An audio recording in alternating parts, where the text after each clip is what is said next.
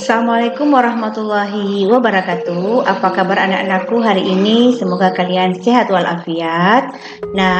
Ketemu lagi hari ini dengan Bu Yanti. Bu Yanti akan menerangkan tentang organisasi regional dan global untuk sejarah peminatan kelas 12 IPS.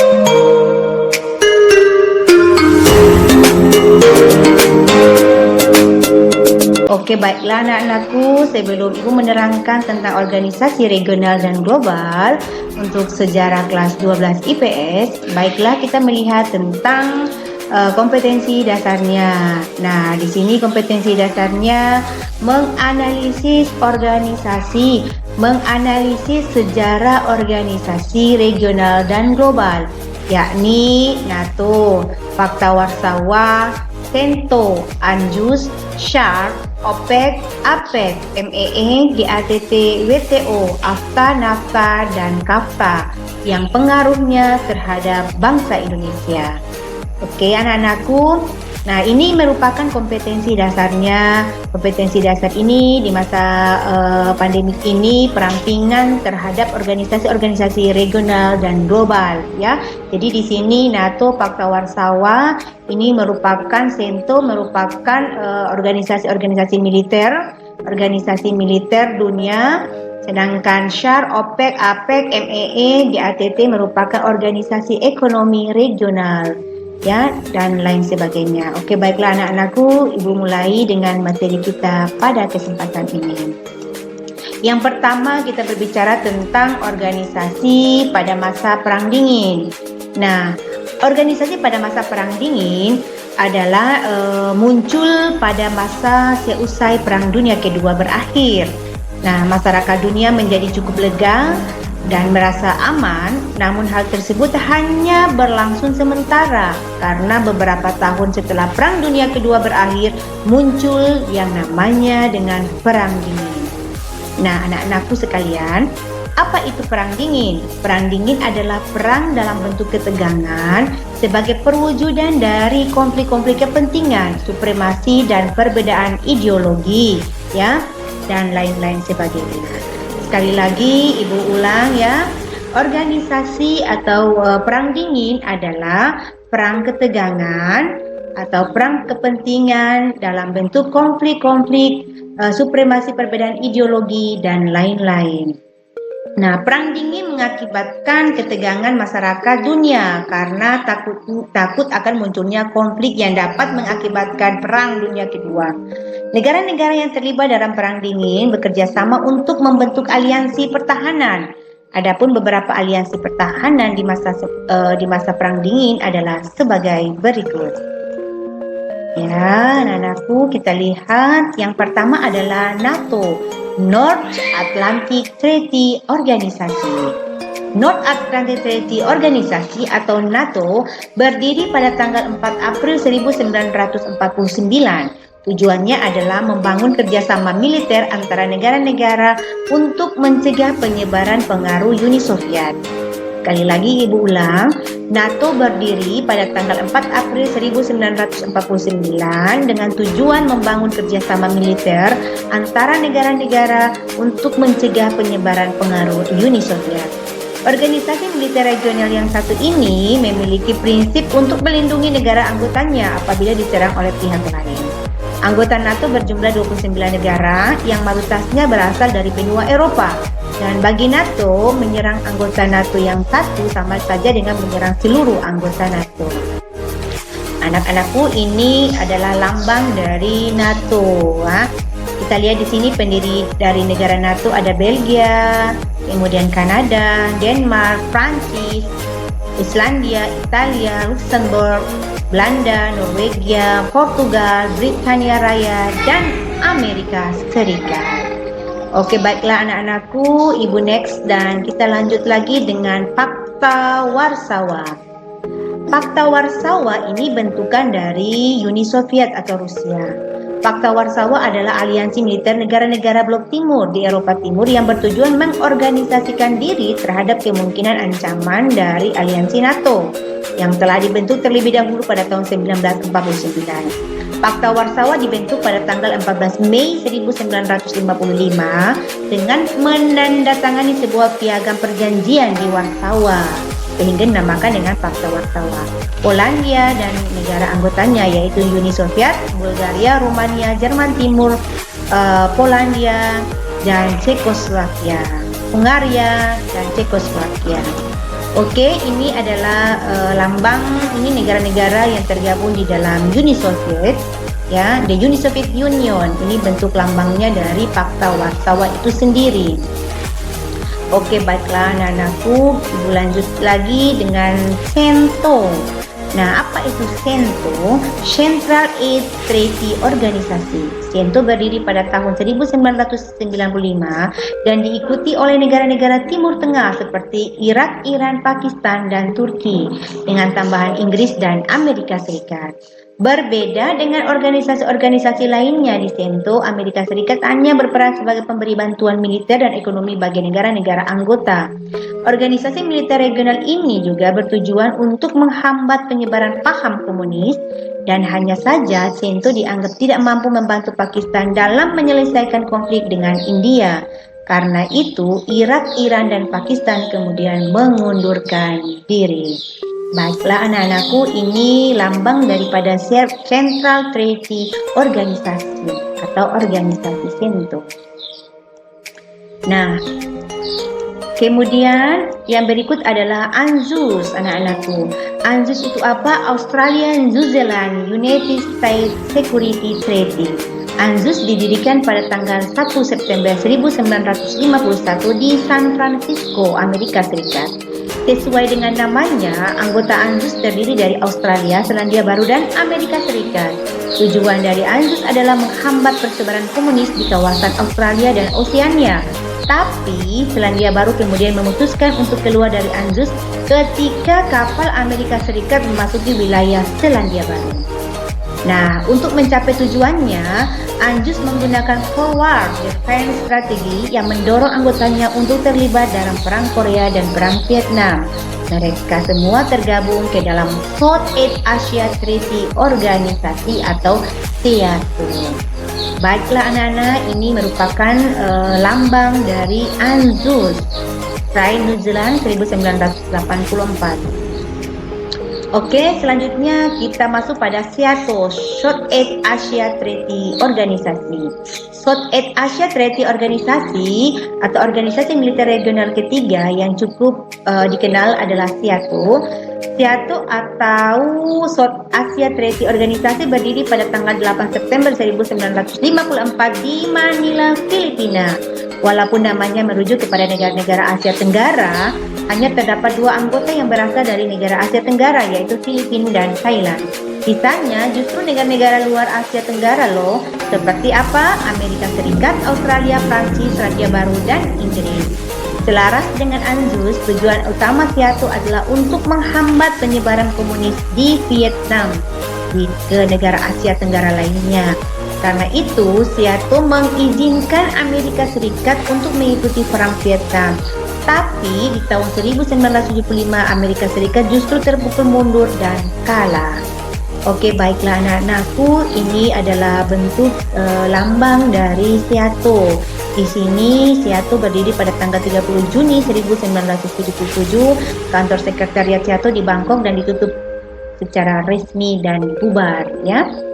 Oke, anak-anakku, selanjutnya kita next dan masuk pada organisasi ekonomi regional. Organisasi ekonomi regional di wilayah regional negara-negara yang berada di satu kawasan Asia. Misalnya ada 6 organisasi yang perlu kamu ketahui. Di antara 6 itu Indonesia juga termasuk loh di dalamnya. Ini dia organisasinya.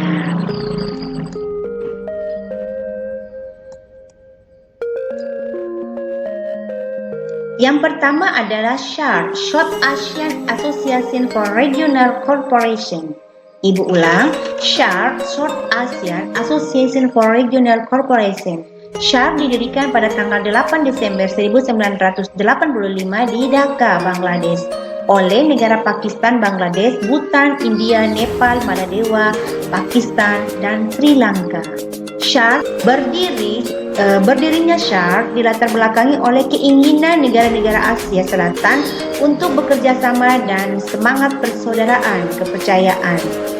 Pengertian atau tujuan dari SHARC adalah untuk membangun perekonomian negara-negara anggota Asia Selatan.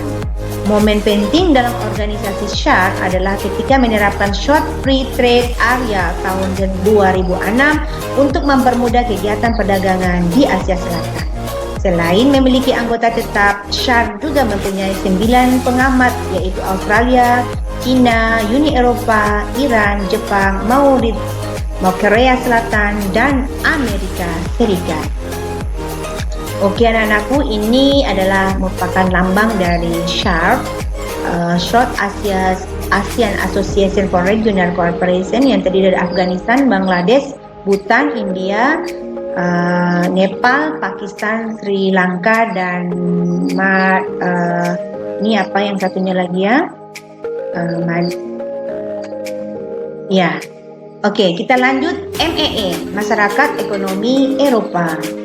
Nah, di sini pada tanggal 1 Juni 1955 ada sebuah pertemuan di Messina, Italia yang menunjuk Paul Henry Spaak sebagai Menteri Luar Negeri Belgia sebagai Ketua Komite yang harus menyusun laporan tentang kemungkinan kerjasama ke semua bidang ekonomi.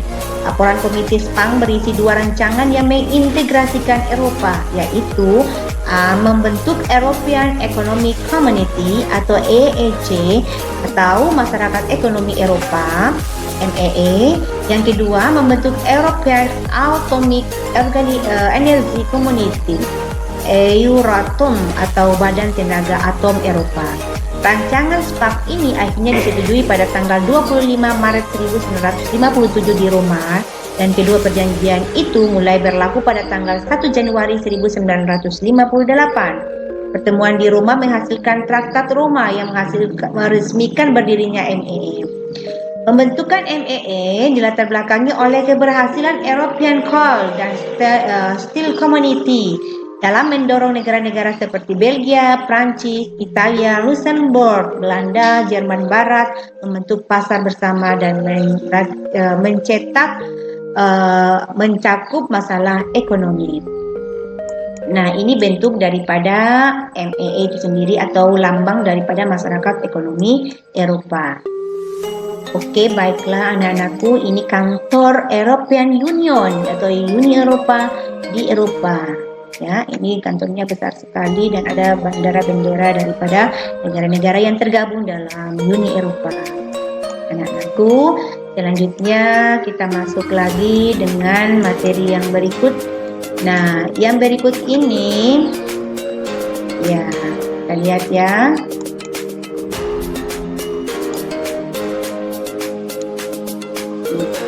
Dengan demikian, terdapat 3 negara Eropa yaitu ECSC, EEC, MEE, dan Euratom.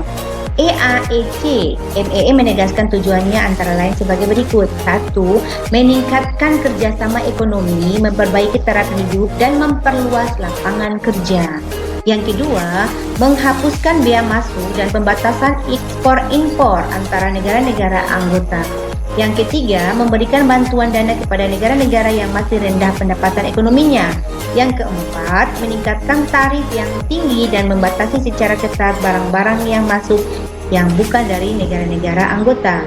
Yang kelima, meluaskan hubungan dengan negara-negara selain anggota MEE untuk mewujudkan tujuannya. MEE membentuk pasar bersama Eropa, Common Market, keseragaman tarif dan kebebasan bergerak dalam hal buruh barang seperti modal. Dan pada akhirnya anak-anakku, MEE bergabung dengan ECSC dan Euratom menjadi Uni Eropa melalui perjanjian Merger Treaty yang ditandatangani di Brussels pada tahun 1965. Oke, baiklah anak-anakku, kita masuk lagi dengan AFTA, ASEAN Free Trade Area. Nah, di sini Indonesia berperan Squarta dibentuk saat konferensi tingkat tinggi KTT ASEAN ke-4 di Singapura pada tanggal 28 Januari 1992. AFTA merupakan kesepakatan negara-negara ASEAN untuk membentuk kawasan bebas perdagangan dalam rangka, kita lihat lagi ya, Nakku, ya.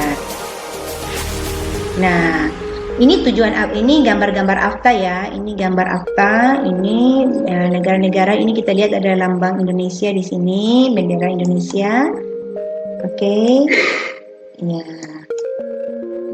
Nah, ini AFTA Council meeting ya. Di sini ada perwakilan dari negara-negara yang mengikuti konferensi AFTA. Perjanjian ASEAN Free Trade Area AFTA ya. Oke. Kita lanjut lagi. Nah, dalam AFTA awalnya hanya beranggotakan Indonesia, Malaysia, Singapura, Brunei, Thailand, dan Filipina. Nah, anak-anakku, kalau kita melihat nama-nama negara yang ada ini, Indonesia, Malaysia, Singapura, Brunei, Thailand, dan Filipina, ini merupakan negara-negara yang berada di kawasan Asia Tenggara. Meski begitu, pada tahun 1995, Vietnam bergabung, Laos dan Myanmar pada tahun 1997, serta Kamboja pada tahun 1999, menjadikan seluruh anggota ASEAN menjadi anggotanya. AFTA memiliki tujuan antara lain menjadikan kawasan ASEAN sebagai tempat produksi yang kompetitif sehingga produk ASEAN memiliki daya saing yang kuat di pasar global. Yang kedua, menarik lebih banyak foreign direct investment. Yang ketiga, meningkatkan perdagangan antara negara-negara anggota negara-negara anggota ASEAN, intra-ASEAN trade ya. Oke, baiklah anak-anakku, kita lihat selanjutnya adalah NAFTA, North American Free Trade Agreement. NAFTA mulai beroperasi pada tanggal 1 Januari 1994. Awalnya NAFTA dilaksanakan oleh dua negara, Amerika dan Kanada. Pendiri NAFTA dilatar belakangi oleh American Summit di Chili pada April 1988 yang membahas tentang peningkatan kerjasama di bidang perdagangan, budaya, perjalanan, hingga cyberspace. Kerjasama yang dijalin Amerika Serikat dan Kanada menarik minat Meksiko untuk terlibat dalam perjanjian tersebut. Nah, anak-anakku, pada September 1998, meskipun Meksiko menandatangani deklarasi dan memorandum understanding yang meresmikan masuknya Meksiko ke dalam NAFTA. Oke, kita lihat yang berikut adalah lambang daripada NAFTA. NAFTA memiliki tujuan antara lain meningkatkan pertumbuhan ekonomi dan kesempatan kerja, menciptakan iklim usaha untuk mendorong persaingan yang adil, meningkatkan peluang investasi. Yang berikutnya, yang keempat, menciptakan prosedur yang efektif dalam penyelesaian perdagangan. Oke, baiklah anak-anakku, ini adalah lambang daripada NAFTA, North American Free Trade Agreement. Ini benua Amerika. Iya, kita masuk anakku dengan CAFTA. CAFTA adalah Central American Free Trade Agreement. CAFTA merupakan perjanjian perdagangan bebas yang disetujui oleh Amerika Serikat beserta negara-negara Amerika Tengah seperti Costa Rica, El Salvador, Guatemala, Honduras, dan Nicaragua dalam kurun waktu 2003 sampai dengan 2004.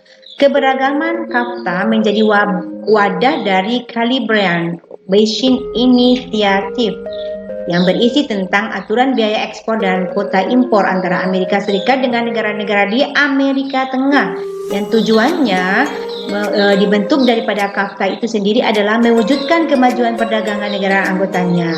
Keberadaan CAFTA memiliki beberapa ketentuan, yaitu perdagangan jasa lintas batas, jasa keuangan, investasi, akses pasar, dan pertanian. Oke, baiklah anak-anakku, ini merupakan ini merupakan lambang daripada CAFTA itu sendiri. Kemudian pengertian CAFTA di sini kita bisa lihat secara luas organisasi regional ekonomi antara ASEAN, China, dan menurunkan tarif 5% sampai dengan 0% ya. Oke.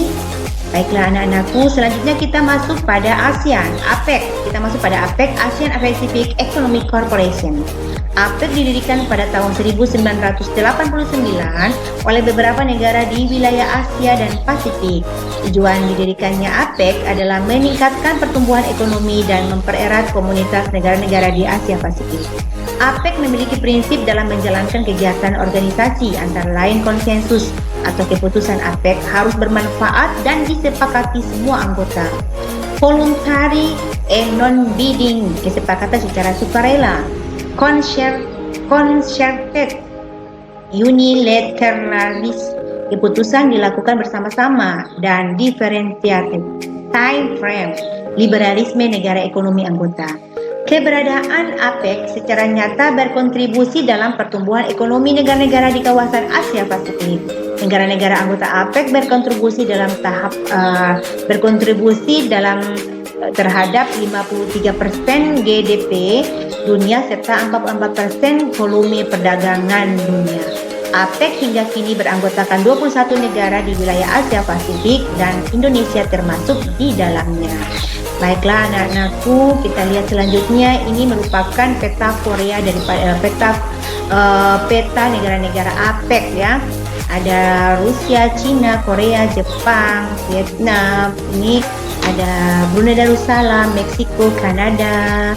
Kemudian juga masuk Australia, New Zealand, Singapura, Indonesia, Malaysia ya, dan lain sebagainya. Baiklah anak-anakku, selanjutnya beberapa organisasi regional ini ya berperan dalam, kita lihat lagi dulu. Nah, beberapa organisasi regional ini berpengaruh pada perekonomian Indonesia seperti AFTA dan APEC. Dengan adanya AFTA, Indonesia diuntungkan karena bisa menarik investor asing untuk menanamkan modalnya di Indonesia, serta mendorong pelaku usaha Indonesia untuk bersaing dagang dengan pelaku usaha dari negara lain. Selain AFTA, APEC juga berpengaruh dalam meningkatkan neraca perdagangan Indonesia. Neraca perdagangan Indonesia kepada seluruh anggota APEC mencapai 289,3 miliar ya, 289,3 miliar US dollar Amerika Serikat atau 75% dari total perdagangan Indonesia hingga tahun 2011. Oke, baiklah anak-anakku. Selanjutnya kita masuk pada organisasi ekonomi global. Nah, organisasi ekonomi global yang pertama kita bahas organisasi GATT, General Agreement on Tariff and Trade. Ulang, GATT, General Agreement on Tariff and Trade. GATT merupakan aturan perdagangan internasional yang disetujui oleh 23 negara pada 30 Oktober 1947 di Jenewa, Swiss, dan mulai efektif dilakukan mulai 1 Januari 1948.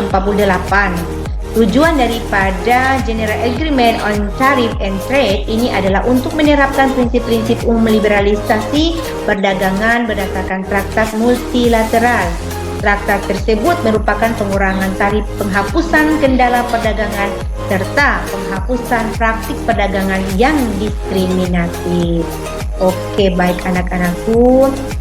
GATT dalam menjalankan fungsinya memegang beberapa prinsip, antara lain 1. Most Favored Nation, 2. National Treatment, yang ketiga larangan restriksi kuantitatif, yang keempat perlindungan melalui tarif, yang kelima resiprositas, yang keenam perlakuan khusus bagi negara-negara berkembang, yang ketujuh transparansi.